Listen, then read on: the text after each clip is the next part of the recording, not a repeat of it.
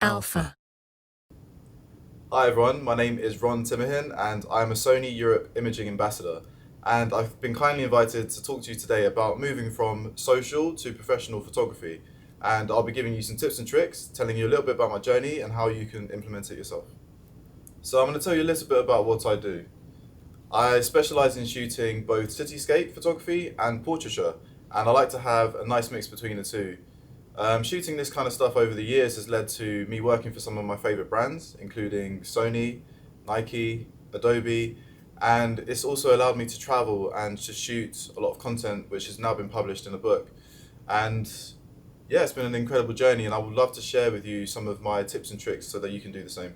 So, the first thing you really want to do when you're trying to start out with a photography career is to hone in and know your style of photography. I find one of the best ways to find out what type of style you want to shoot in photography is to look at your past or your influences. And answering those questions, writing them down on a piece of paper, can really, really help you visualize what it is you're trying to achieve within your photography. So ask yourself the questions: what experiences have you had that have made an impact on your life? Who or what inspires you? And again, what or who motivates you and why? Just as an example, my influences were playing jazz as a musician, a young musician, which allowed me to travel and playing in amazing different places. Travel, fashion, and technology, in terms of genres, were also very big passions of mine. And in general, just dark but also beautiful, moody, atmospheric images. And what I really wanted to do was to combine all those elements that I love and shout it out to the world. So now that we've looked back at our past, we now need to look forward. So what is it that we are trying to achieve with our photography? What are we trying to say? And we can't work with brands unless we know what we're trying to say so that they can also see what it is they can connect to. So ask yourself the question: what do you enjoy shooting the most? For me, it was cityscape and travel, but I also love taking photos of people, and so I like to shoot both of those. What type of photography would you like to be paid for? This is a very important question to ask yourself because there are so many different avenues you can go within photography. So really narrowing down what it is you want to make money within the industry for can help you save a lot of time and direct your focus. And then lastly, what type of brands do you want to work with? So answering those questions, what I wanted to achieve, again, I loved shooting cityscapes, landscapes, travel, and portraiture. I wanted to be paid for shooting both content for social and out of home materials, so stuff on billboards and in shops. One thing to note is that a common misconception is that to work with big brands, you can only shoot the big billboard kind of content, but that's not really true. There are so many different ways in which you can work with brands, and what I found was that often shooting for some of the smaller purposes, maybe just some social media posts or something to go in a magazine, can lead to shooting for the bigger projects, the stuff that does go on billboards and in stores. So there are a number of different ways. Also, there are ways of working with magazines or publications to then connect you to different brands. So the world is your oyster. There are so many different avenues, and just take it as it comes. But yeah, some of the brands I wanted to work with were Sony, which of course I do now, which is an amazing achievement. Adobe, Adidas, Apple, etc. And I'm proud to now say that I have photographed for all of them now. So this comes to my first point: practice, practice, practice. It's probably one of the most important aspects of developing your photography and being able to work professionally. So the first thing to do is to shoot as much as you can. The more you shoot, the more you learn. You're going to make mistakes down the road, but you need to shoot as much as possible so that you can iron out any creases within your workflow or within your work ethic. Um, if there's a particular style of content you want to create, then you really want to show them that you can do that with ease. When a brand comes to you or offers you a job, they're not going to be paying for you to be learning on the job. They want to come to you and say, look, we know you can shoot this type of content very well, and this is why we're hiring you to do that. Shoot personal projects as well, and this will help you learn a lot faster. It will also demonstrate your ability to other people watching. So if you show that you know how to shoot this stuff and you've done it in the past, then you're more likely to be given the job. Turn your weaknesses into your strengths. And what I mean by this is, I spent a lot of time shooting cityscape and landscape photography, but I wanted to be able to shoot for some of the big fashion brands, but I wasn't really demonstrating I could shoot people. And it wasn't my forte. I was actually quite shy to shoot people. And so what I ended up doing was going out with some friends, hiring models, and just taking photos of people just to show that I know what I'm doing when it comes to that aspect. Shoot with other people who are also trying to gain experience. This is one of the biggest things I can recommend for anybody. Find a collective or group of people that you feel comfortable with and head out and explore and experiment, because what happens is you end up learning from each other. And I found that community came from Instagram. So send somebody a DM on Instagram and say, hey, do you want to go and shoot and explore? And you'll be surprised with what happens. Another great reason for connecting with other like-minded people is that you are now able to call upon them if you need their expertise. So a lot of the makeup artists I know, or the stylists, or the models have come from just having fun and experimenting and shooting personal projects. So definitely don't overlook that aspect. So assisting on photo shoots is another great way of getting some real life in-world experience, and it's invaluable. If you can be taught by somebody you admire or somebody that you aspire to be like, even better. So definitely try assist on photo shoots. Try to find your USP, so your unique selling point within photography.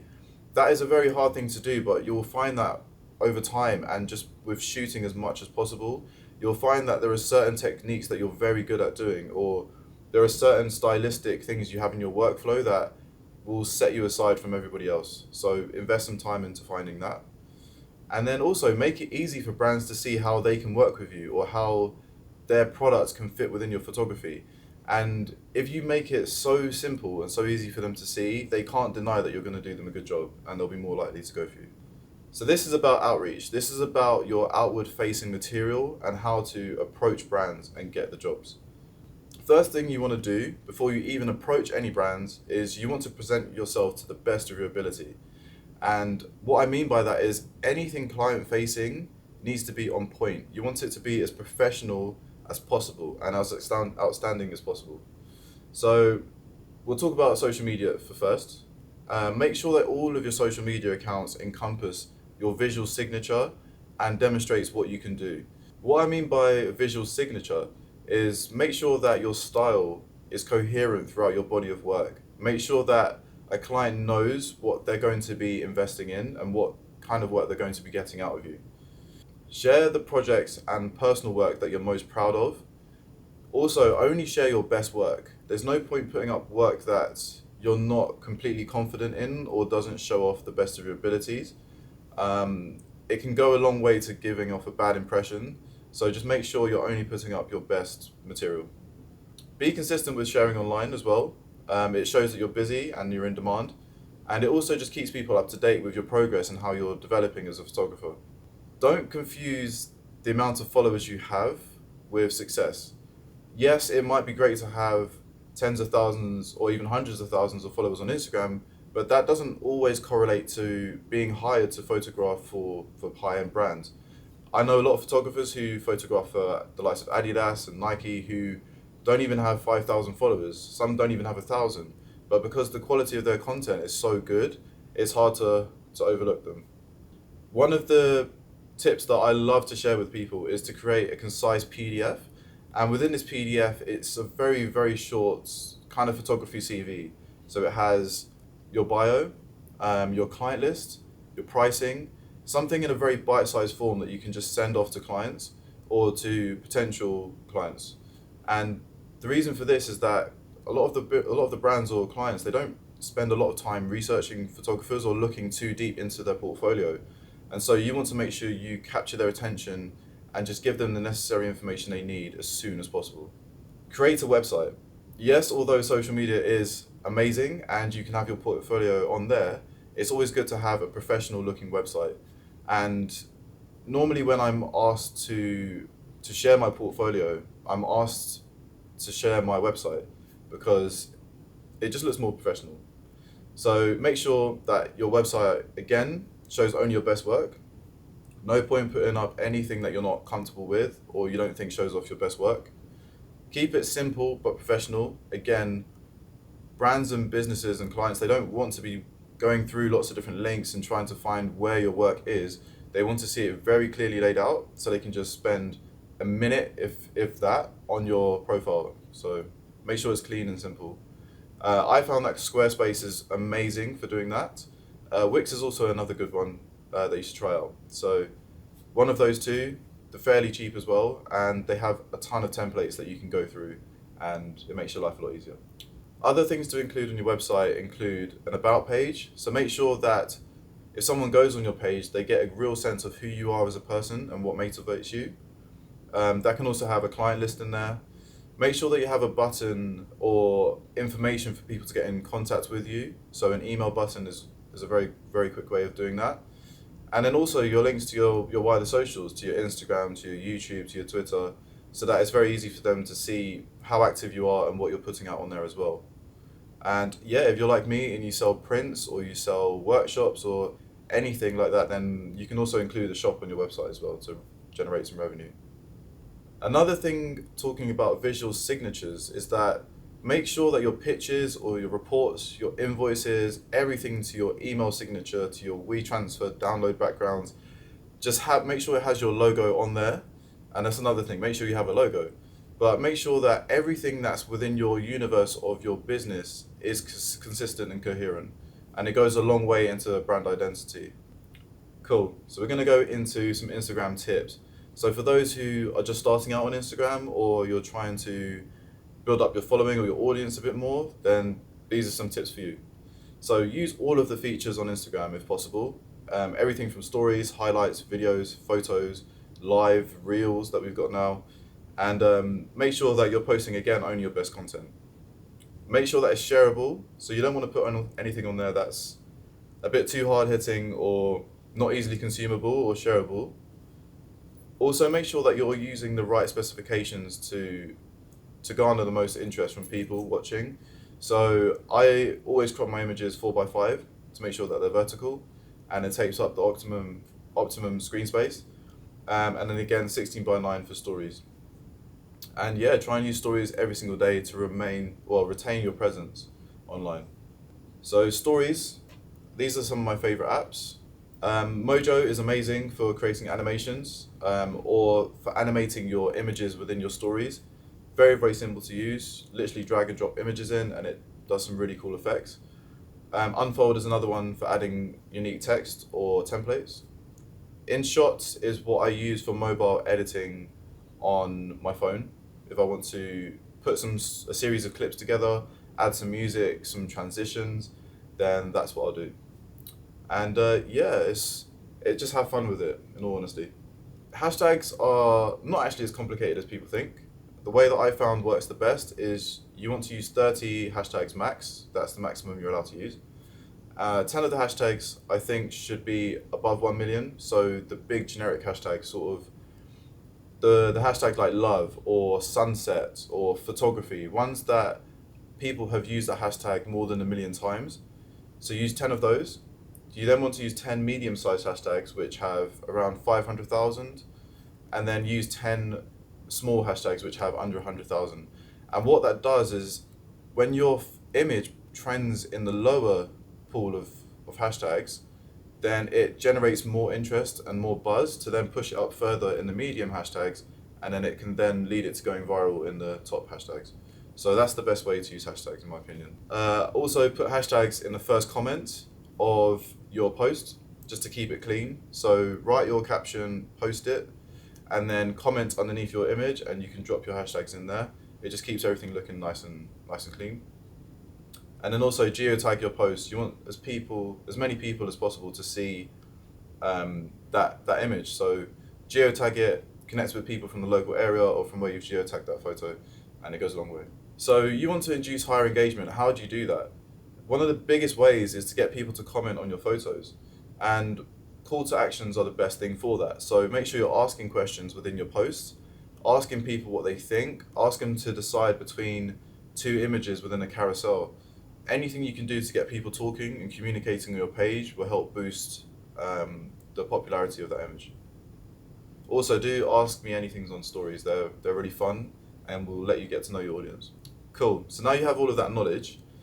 This is how you utilize it. So finding work suited to you is very important. Of course, we can find work fairly easily, but finding projects that really relate to you and really resonate with what you do can be quite tricky. So this is how I've gone about it in the past. So a lot of work, first and foremost, comes from networking and yes, ultimately who you know. I'm a big advocate of not shying away from that. A lot of work comes from your connections and being able to not only be a great photographer, but then have a wide pool of connections and a wide network will really help go hand in hand and boost your career. So don't shy away from networking and talking to people, and this is both online and online. Both are extremely important. So go to events, go to workshops, speak to as many people as possible. Find out what they do, find out what they love. Um, Join photography groups online. Comment on other people's Instagram pages or brand Instagram pages and connect with people. Just have as many conversations as possible. I find that when I'm at a physical event, then I've come up with maybe a 1 or 2 line quick intro of who I am.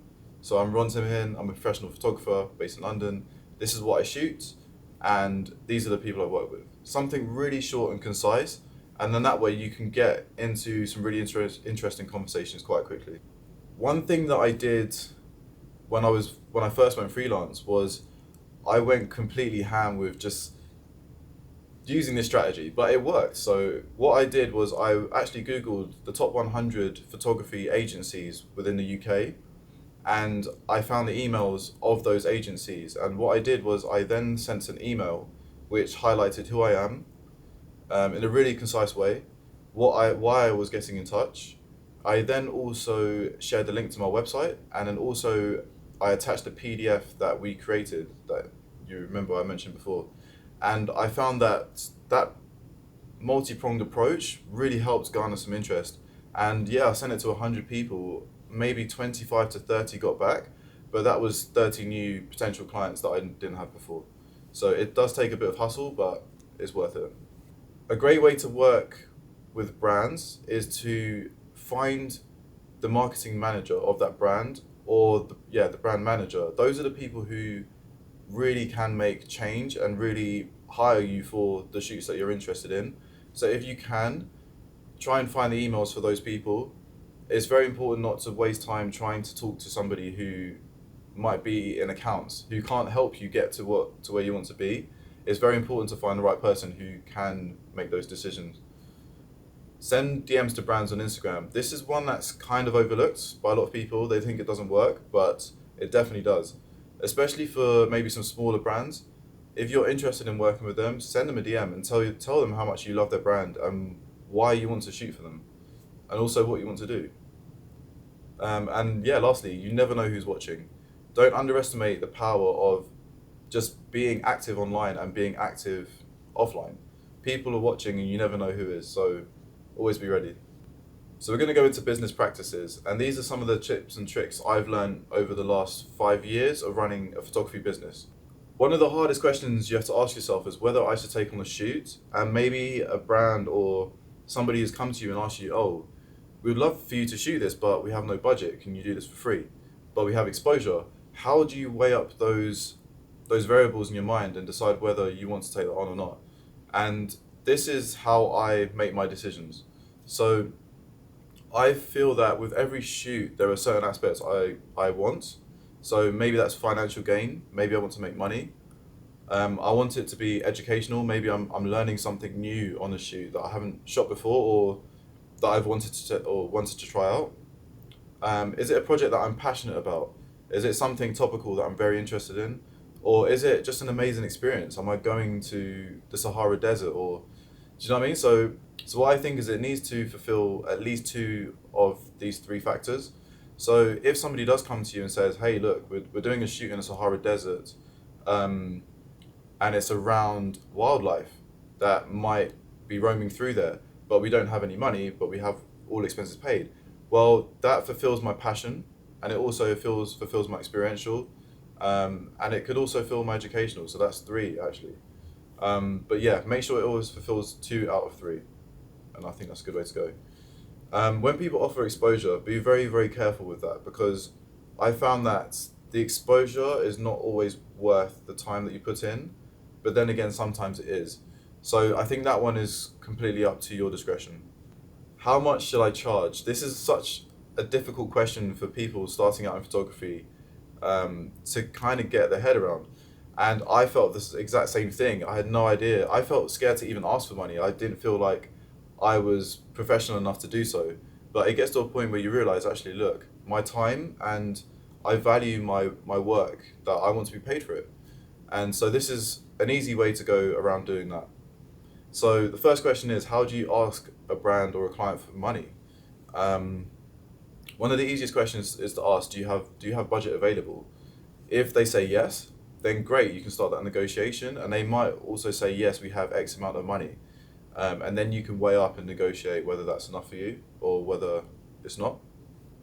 And then normally you kind of want to start the conversation on the upper hand. So you want to be the one that's giving your quote. That's ultimately what you want to do. And the way I do that is I say, hey, look, my normal day rate is X amount of money. How does this fit within your budget? And it's a very simple question. And then also from that, they can say, oh, we have no budget, which hopefully they do. Or they say, okay, this is a little bit out of our price range, or actually this is under what we were expecting you to charge. And so I think that's a very good way to ask that question. I think a good starting point for anybody starting as a freelancer or starting to shoot professional work is around £300 to £400 a day, especially if you're shooting stuff like lookbooks and stuff that takes a lot of time to edit as well. I like to include the editing time within my day rate, so that they know that's exactly how much it's going to cost. There are no surprises down the line with edits taking a bit longer and they've been charged more money. So yeah, have it around £300 to £400 a day. I think is good for starting out. Yeah, up your rate every single year, and then also up it when you do a big client shoot. So if you do end up working for a brand that you're proud of, then you've now gained that experience and you have that on your client list. So you are now able to up your rate. Make sure you pay attention to where your images are being used. The price you can charge for an image going on social media compared to an image going on a billboard can change drastically. And a great way to find this information out is to ask, hey, look, what's the length of time it's being used for? Where is it being used? In what regions? And then you can input that information onto either Getty Images calculator or the Association of Photographers calculator online, and it will give you a rough estimate of how much you should charge. Those are very, very good websites to trust. And then yeah, make sure you travel in your travel costs, your living costs, anything that will cost you money whilst working. Make sure you calculate that effectively and make sure you're budgeting for that. And you can always ask your client if you want to have your expenses paid. Some will say yes, some will say no. So managing money. This is something that has taken me a while to learn, but QuickBooks and FreeAgent are incredible tools, online tools to manage your invoices, manage your tax, just to have everything visualized and all in one place. So definitely have a look at those. They're fairly cheap to use, monthly subscriptions, but highly worth it. When it comes to payment terms, brands normally pay within 30 days. Some do pay in 60 and some do pay in 90 days. I find that with 60 days and 90 days, it can have some negative effects on cash flow. So I will always try and push for 30-day payment terms if possible. If you are doing a project that lasts more than a month or a long period of times, then it might be worth asking for 50% upfront and 50% on completion, or maybe even 50% after 30 days and 50% at the end of completion. But make sure that you're being paid consistently enough so that you have a steady cash flow. Late payments. Late payments are one of the most annoying things when it comes to being a freelancer or just being a creative in general. And it's a very tricky one to navigate, and I know that a lot of people ask me that question. I think you have to be very careful with how you chase it. Make sure that you're not being rude or abrupt, but make sure that you're asserting your right to your money that you worked for. Just remember also, if you're working with a client, they might not be the one that's actually done the damage. It will be somebody from the accounts team.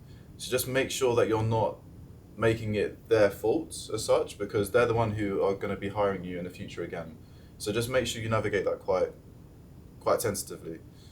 Another way so that you're not feeling anxious about chasing payments as much is to make sure that you have at least 3 months earnings saved. I just find that's a good amount of money just to keep as a backup, just in case something bad happens or late payments happen. So I think 3 months is good. So just to summarize all the points that we've gone through today, I hope you found them useful. To start off with, make sure that you know what you want to shoot. So having a clear vision of what you want to achieve, your visual signature, and find out what influences you creatively, then you can make informed decisions going down the line. Work out what you're trying to achieve with photography, who you want to work with. Write these down. Honestly, grab a piece of paper and write them down, and it will just help focus your mind when going forward as well. Adapt your client-facing material accordingly. So make sure everything is on point, looking professional. Your website, your email signatures, your social media, everything. Make sure that you are giving the best impression of yourself as possible. There are multiple different ways to reach out to brands via email, via DM, lots of different ways, connecting with them in person. Make sure you're utilizing all three aspects and you'll have a higher chance of shooting for the people you want to. Create relationships. So a lot of the people I talk about, I say my clients, are a lot of them my friends or people that I've got to know over a long period of time. And just remember that you are building relationships and you are moving forward in this world together. So keep that in mind. Know your worth. So this is again talking about how much to charge. Don't undercharge or undersell yourself. Don't overprice yourself because that can also have a negative effect. And yeah, just keep learning and doing the best work that you can. And with time, it will just keep coming. And there you have it. I really hope you found my talk useful in some way. Even if you are a pro or an amateur, hopefully there are bits in there that you can take and use in your own life. And yeah, if you'd like to see what is in my kit bag, what I use to shoot my cityscape, my portraits, my commercial work, then head over to the virtual Sony stand now. And yeah, if you want to see more of my work, you can go to @RonTimmerhin on Instagram or my website at www.rontimmerhin.com.